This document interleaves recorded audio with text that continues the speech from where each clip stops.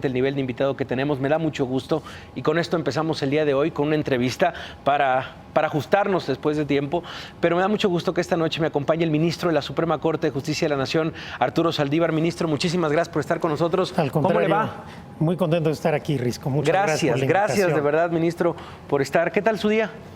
Pues pesado como todos los días, además creo que como nos está pasando a todos en el país, estamos viviendo un momento socialmente tenso, polarizado, sí, que esperemos que una vez que concluya el proceso electoral avancemos ya hacia una recuperación de la concordia y de la paz en nuestro país. ¿Ese es un deseo o es un pronóstico? Es un deseo que espero que se pueda convertir en pronóstico. Que nos tranquilicemos un poco. Así es, sobre todo que una vez que pase la elección se acepten los resultados y todos en el ámbito de nuestra competencia, ya seamos servidores públicos o en nuestra actividad de particulares, abonemos para avanzar hacia un país con mayor paz, con mayor concordia y espero que también con mayor progreso y menor desigualdad. ¿Ha sentido a sus cercanos, a sus amigos, familiares, un poco más combatientes de lo normal en esta época? O igual en redes sociales, sé que también usted controla ahí sus redes.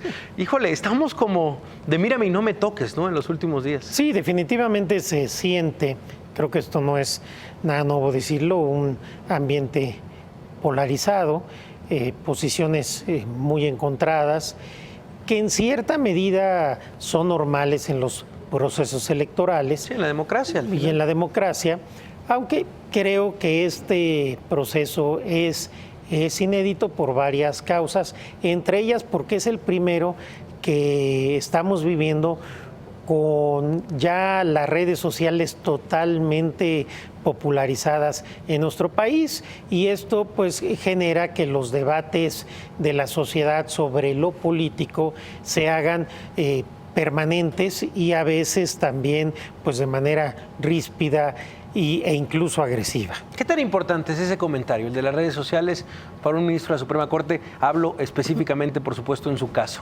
¿Le parece que es un buen termómetro, un buen momento como para decir, bueno, híjole, el tema es este, nos vamos por acá? ¿Qué tanto influyen en su trabajo diario?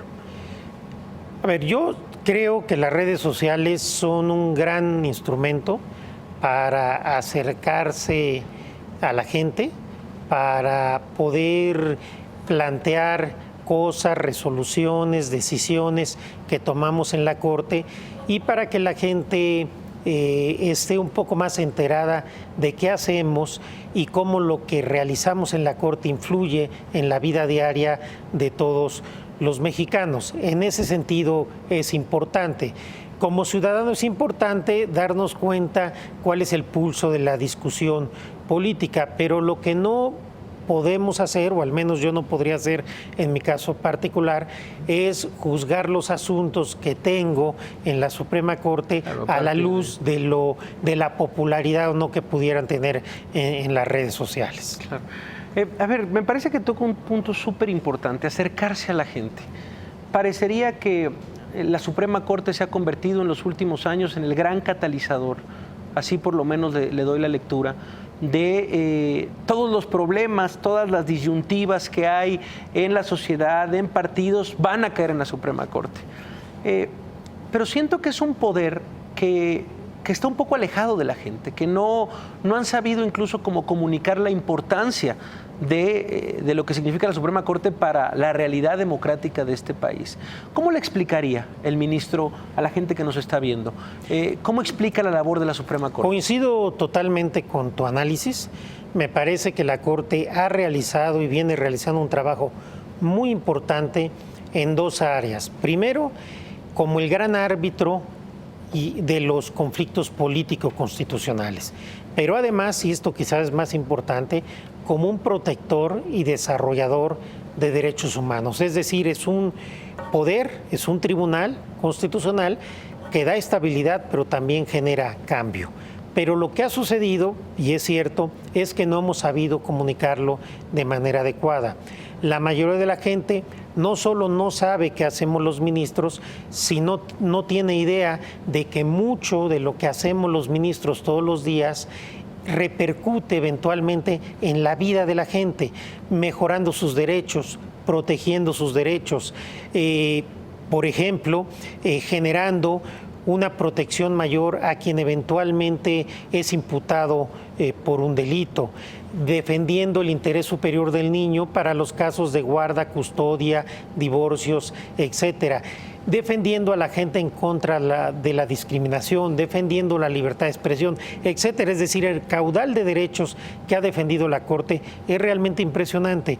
Pero lamentablemente nos hace falta, me parece, encontrar fórmulas más modernas para acercarnos a la gente. Mientras en un momento donde además tenemos una crisis de credibilidad y de legitimidad muy grande, nos aprecian a los ministros y a la Suprema Corte como un poder alejado del sentimiento social y de los problemas sociales, creo que va a ser difícil comunicar. Va a ser difícil comunicar. Pues sí, el tema es, por supuesto, conocemos un círculo rojo, lo que hacen, la labor, estamos al pendiente de los temas que están ahorita. Ahorita vamos a hablar de qué temas se están cocinando en este momento y discutiendo en la Suprema Corte. Como ciudadano, ministro, ¿qué le han parecido estos últimos 6 años? ¿Cómo ha visto la situación del país en temas transversales como corrupción, desigualdad, inseguridad, y que yo creo que estos tres combinados ponen, incluso se tambalea el Estado de Derecho? ¿Cuál sería la evaluación del ministro? Yo no podría hacer una evaluación de 6 años porque parecería que estoy haciendo una evaluación de una administración, de un titular del Ejecutivo, cosa que sería altamente incorrecta de mi parte como ministro. Pero sí puedo hacer una evaluación de los últimos años sin referirme a un periodo en particular. Y me parece que efectivamente hemos vivido un incremento en el tema de corrupción. La corrupción se ha vuelto más ostentosa y más grave.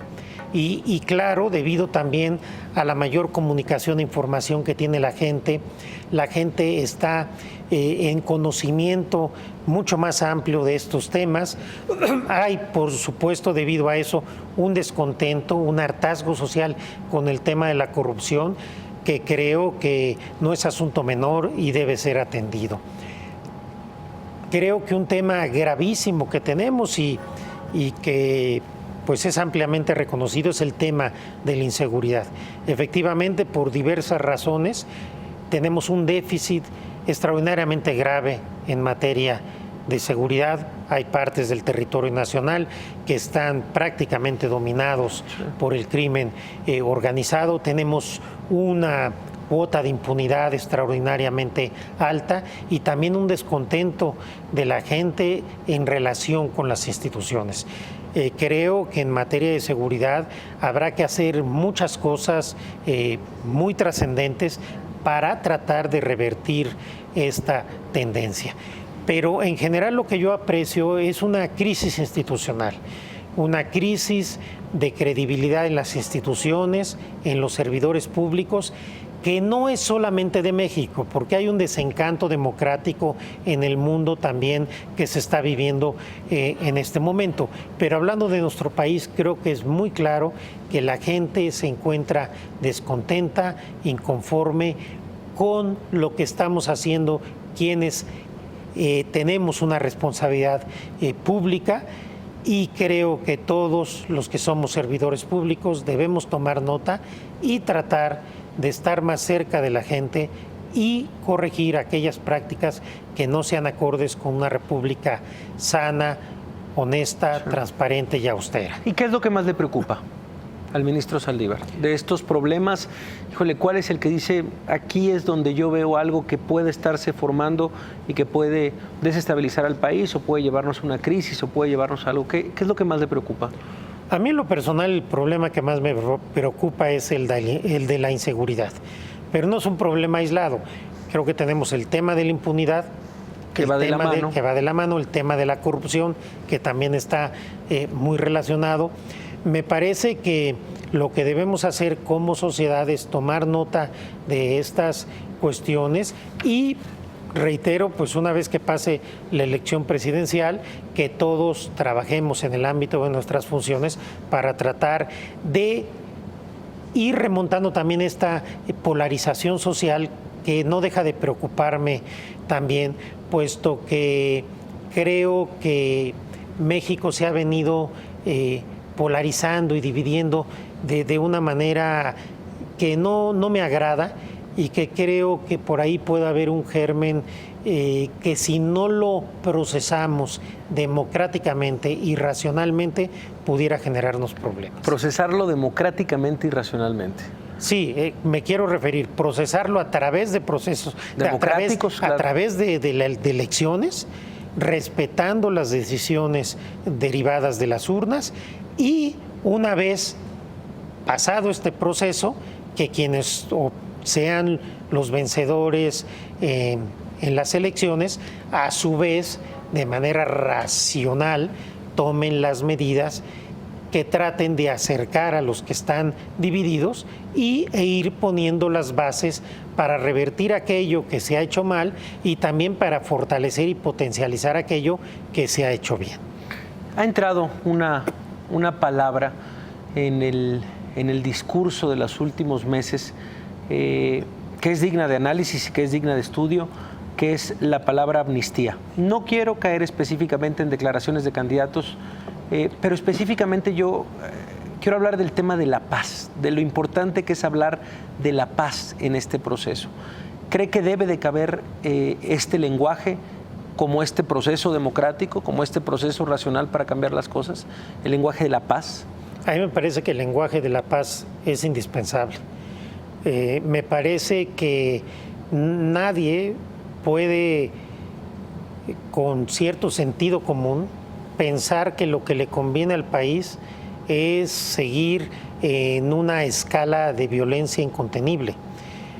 Yo creo que al final, con cualquier vía que se tenga por parte de quienes tomarán las decisiones, pero la finalidad para mí tendría que ser la paz, la concordia, la armonía, disminuir la violencia, disminuir la impunidad y por supuesto también disminuir los índices delictivos. Se habló, y ahorita estaba hablando justamente, yo creo que es una línea que hay que subirnos en esta conversación, el tema de derechos humanos. La Suprema Corte de Justicia de la Nación, yo creo que el gran sello de los últimos años ha sido la protección de los derechos humanos. Sin embargo, a la par de una escalada de violencia en este país, la gente se empieza a hartar de los derechos humanos. ¿Cómo puede ser que protejan a delincuentes? ¿Cómo puede ser que pongan al mismo nivel mi vida y la de la persona que me está atacando? ¿No cree que hay cierto empuje en contra de la protección de los derechos humanos? ¿Cierto empuje en contra del debido proceso, por ejemplo? Desde luego hay un embate en contra de los derechos humanos, sobre todo en materia penal, y en la mayoría de ese discurso, que no deja de ser efectista, me parece que es un discurso interesado.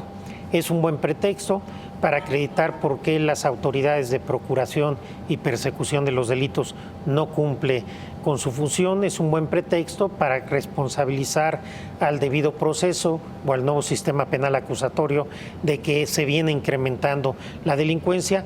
Yo creo que este es un falso debate. En un país democrático, sí, el combate a la delincuencia se tiene que hacer respetando los derechos humanos de todos, obviamente de aquellos que son imputados por los delitos, pero también de las víctimas de los delitos. La única forma de tener la certeza de que se está castigando a quien cometió un delito es respetar el derecho de defensa. Sin el derecho de defensa, cualquiera de nosotros en cualquier momento puede ser un culpable designado. Y esto me parece extraordinariamente grave. No hay un conflicto entre derechos del imputado y derechos de la víctima, porque uno de los derechos de la víctima esencial es el derecho a la verdad, y es también que se sancione a quien cometió el delito. pero solamente podemos tener la certeza en democracia que alguien cometió un delito cuando ha sido condenado por una sentencia más allá de duda razonable. Es que, vaya, es increíble, seguramente lo ha visto en muchos temas. Se le acusa a la Comisión Nacional de Derechos Humanos de proteger a delincuentes, con varias resoluciones de la Suprema Corte también, por qué se ponen del lado del delincuente, pero al final es lo que usted dice, es una balanza jurídica necesaria entre el imputado y la víctima. Ambos, o sea, no es a debate sus derechos. Así es. Además, cuando defendemos el derecho de alguien, estamos defendiendo el derecho de todos, porque estamos generando precedentes. A veces la gente piensa que a ellos no les puede pasar, pero les puede pasar. Y de hecho a mucha gente le pasa, a mucha gente inocente que un buen día va caminando en la calle, lo detienen, lo torturan y con base en eso pretenden imponerle una sanción. El Estado mexicano, como cualquier Estado constitucional, tiene la obligación de perseguir a los derechos respetando la Constitución. Fuera de eso es la barbarie. Temas pendientes en este momento en la Suprema Corte. ¿Qué expedientes tiene en la oficina, en su escritorio, Arturo Saldívar, acomodados en este momento? Nosotros en la Corte todos los días estamos resolviendo temas para ir fortaleciendo derechos humanos, fortalecer el debido proceso, sobre todo ahora con el nuevo sistema penal acusatorio. Estamos en una lógica ahora de ir estableciendo las reglas jurisdiccionales de este nuevo sistema. Seguimos teniendo cada vez más criterios que protejan el interés superior del niño. Estamos poniendo mucho énfasis en defender a las minorías con una orientación sexual diferente al de la mayoría, a las personas con discapacidad, a los pueblos y comunidades indígenas. Hemos seguido y seguiremos ampliando la libertad de expresión, que nos parece central para la democracia. Hemos ya también venido desarrollando el derecho de réplica. A ver, me detengo un poco en el tema de la libertad de expresión. Sí. Hoy justamente escribía una columna de cómo, híjole, el gremio periodístico tal vez se ha convertido, o nos hemos convertido, por supuesto, como parte de este gremio, es decir, no hemos podido organizarnos y sentar a los candidatos para exigirles, vaya, alguna propuesta, algún programa. Varias voces de compañeros me escribieron hoy y me decían, ¿de qué sirve? Risco irnos a sentar, solo nos van a utilizar. Otras voces diciendo, pues organicémonos. Es un tema de estos últimos años, como el acecho a la libertad de expresión. ¿Le preocupa la Suprema Corte? Sí, claro que nos preocupa la indefensión en que se encuentran en muchos casos los periodistas. Hemos establecido algunos precedentes en los asuntos que nos han llegado para fortalecer en las leyes precisamente esta protección a los periodistas. En lo particular es un tema que me ha interesado, he escrito algunos artículos sobre ello. Yo creo que sin periodistas no hay democracia y sin libertad de expresión no hay democracia. A mí sí me preocupa particularmente los datos sobre las agresiones, los atentados sobre periodistas. Creo que es un tema sobre el que deberíamos de poner mucha mayor atención todos. ¿Todos, incluyendo opinión pública y Suprema Corte? Sí, todos en el ámbito de nuestra competencia, por supuesto. Nosotros como Suprema Corte no podemos actuar si no nos llegan asuntos. Cuando nos han llegado los casos, hemos fallado siempre en la línea de que las autoridades den la mayor protección posible a los periodistas. En estos temas pendientes escribía un tuit, y se lo agradezco, ministro, avisando del programa de esta noche, y alguien por ahí nos escribía en respuesta y nos decía, hablen de la marihuana, por favor. COFEPRIS tiene secuestrada la publicación del reglamento cannabis. ¿Cómo ve ese tema? Mira, sobre el reglamento no lo conozco y no podría hablar. En la Corte ya hemos dictado 2 precedentes y estamos por fallar un tercer asunto estableciendo que la prohibición absoluta del consumo lúdico de la marihuana es inconstitucional por violar el derecho al libre desarrollo de la personalidad. Que el Estado sí puede reglamentar el uso de la marihuana, sí puede establecer ciertas reglas, ciertas condiciones, como sucede con el cigarro, con el alcohol, pero que prohibirlo de manera absoluta es inconstitucional. Te reitero, tenemos ya 2 asuntos fallados en este sentido y muy pronto fallaremos un tercer asunto en la primera sala de la Corte, previsiblemente que confirme estos criterios. ¿Está refiriéndose a los amparos? A los amparos. A los sí. amparos que están ya, ¿van 2? Van 2 ¿Va y por el estamos por tercero? fallar un tercero, sí. Bueno, pues estaremos al pendiente. Otro tema muy importante, el año pasado que retomamos muchos en la agenda nacional, era la Ley de Comunicación Social, también conocida como Ley Chayote. Sí. Híjole, qué sabor de boca le dejó el proceso, el camino de esta Ley de Comunicación Social. Ahora, yo creo que aquí hay que distinguir 2 cosas. Uno, me parece que el precedente de omisión legislativa en el tema de publicidad social, o publicidad oficial es un parteaguas en la historia constitucional de México. Por primera vez la Corte estableció que cuando el legislador no legisla una materia para desarrollar un precepto constitucional, cuando la Constitución así lo exige, incurre en una inconstitucionalidad por omisión y el Poder Judicial puede ordenar que se legisle. Esto es un precedente muy importante. Segunda cuestión que creo que hay que aquilatar suficientemente. El Congreso legisló. Nadie creía que el Congreso iba a legislar y legisló. Tercer punto sobre el cual no me puedo pronunciar, ¿cómo legisló? Sí, eso no... Ese tema, eventualmente estoy seguro que llegarán nuevas acciones de inconstitucionalidad o amparos o controversias constitucionales en las cuales en la Corte podremos ya analizar si esta legislación cumple o no con el párrafo 8º del artículo 134 constitucional.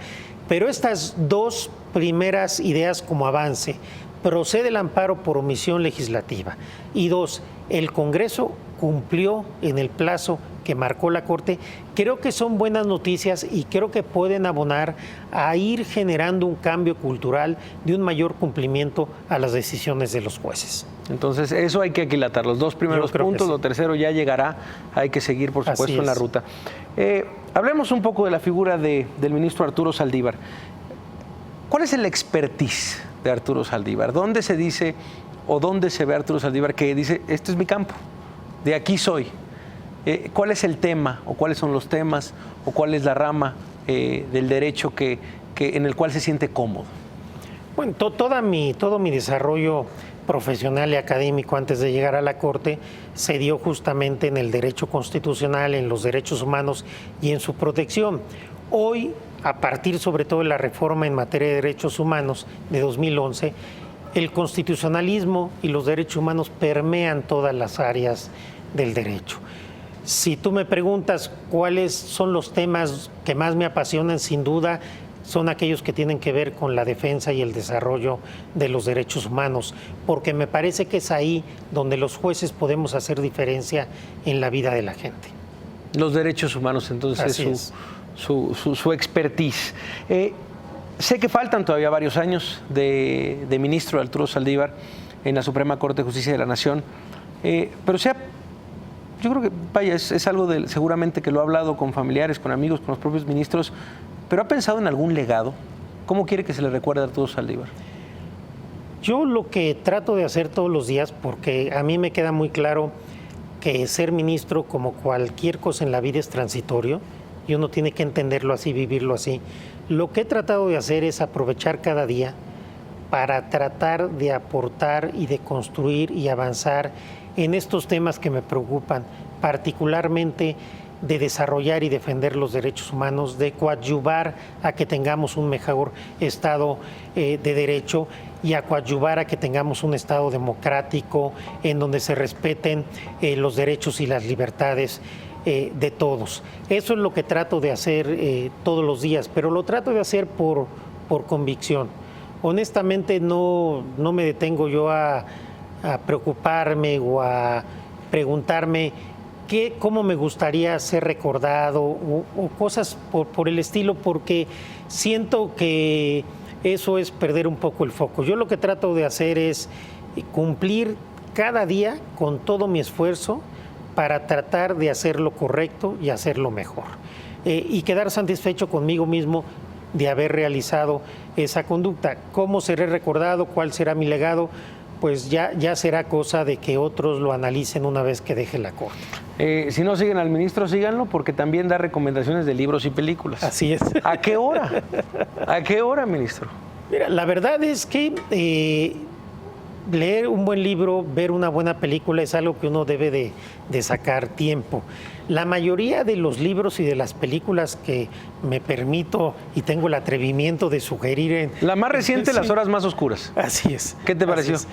Me pareció excelente película, sobre todo la actuación del actor principal. Me parece que la película está hecha para eso. Para que luzca. Entonces, en ese sentido, creo que es interesante. Me parece que genera algunas reflexiones importantes sobre el poder de las palabras. ¿Envidia por ese Parlamento? Pues no precisamente envidia. Yo creo que México es una democracia mucho más joven y yo espero que con el tiempo podamos... Es que es apasionante, ¿no? Cómo hablan, claro que es apasionante, debaten. Es apasionante el poder de la palabra, el poder del liderazgo, el poder de la esperanza. Parece que son temas bien interesantes. Pero te decía, salvo algunas películas como esta, que además ni siquiera la vi cuando salió. No, ya. Después, la mayoría de las películas y los libros que me atrevo a recomendar son las que vi o leí hace mucho tiempo. De repente me acuerdo de alguna película vieja que me parece que me dejó huella y pues me permito recomendarla, sobre todo porque las nuevas generaciones... ¿Qué tipo de película? A ver, estamos en thrillers, ciencia ficción, románticas, comedia, históricas. Bueno, las comedias son para divertirse, palomeras nada más. No, a mí me gustan las películas que tengan un poco más de fondo, ¿no? Por ejemplo, El secreto de sus ojos es una que todavía no recomiendo, me parece una película realmente extraordinaria. De las que vi recientemente, La mujer fantástica, que ganó el Oscar a película de habla no inglesa, una película chilena, de una mujer fantástica, transexual, sí, claro. Es una película que a mí me pareció maravillosa. Híjole, tenemos una pendiente hasta los dientes. Teníamos una pendiente por ahí, sí. Vino Denise Dresser y dijo, hay que ponerla en la Suprema Corte de Justicia de la Nación. Hasta los dientes. Hasta los ¿Ya dientes. les llegó? No le he visto. Es un documental. Sí, es un documental muy interesante de las actuaciones de los militares y del asesinato de estos dos estudiantes de Monterrey, del Tecnológico de Monterrey. Ya. Y acaban de sacar este documental. No lo he visto. No lo he visto. Bueno, pues ahí le mandamos también el documental para que lo vea. Ya nos dará su crítica. Sí. Tiene que ser mucho más cuidada, sin duda, que con... Por supuesto, y ahí creo que más que la estética, lo que importa es el fondo y la veracidad, objetividad con que se puedan plantear. Y nos despedimos con un libro, ministro. ¿Cuál es su recomendación para esta noche? Para esta noche, pues sí me la pusiste. El que me viene hoy a la mente es Ensayo de la ceguera de José Saramago. Me parece una obra fenomenal, durísima, cruenta de lo que es la naturaleza humana. Grandísimo inicio, ¿no? Yo creo, de verdad está en mi top 3 de inicios de... Sí, por supuesto. Las primeras 5 páginas son brutales. Por supuesto. Ese hombre que va manejando, ¿no? No es spoiler, es en las primeras 2 hojas, así que no ande quejándose. Ese hombre que va manejando y de pronto tiene una ceguera blanca. Creo que es de esos libros que todos debemos leer en algún momento de nuestra vida. Pues, ministro, espero que sea la primera de muchas conversaciones. Le agradezco haber estado esta noche por acá. Muchas Ministro gracias. Arturo Saldívar.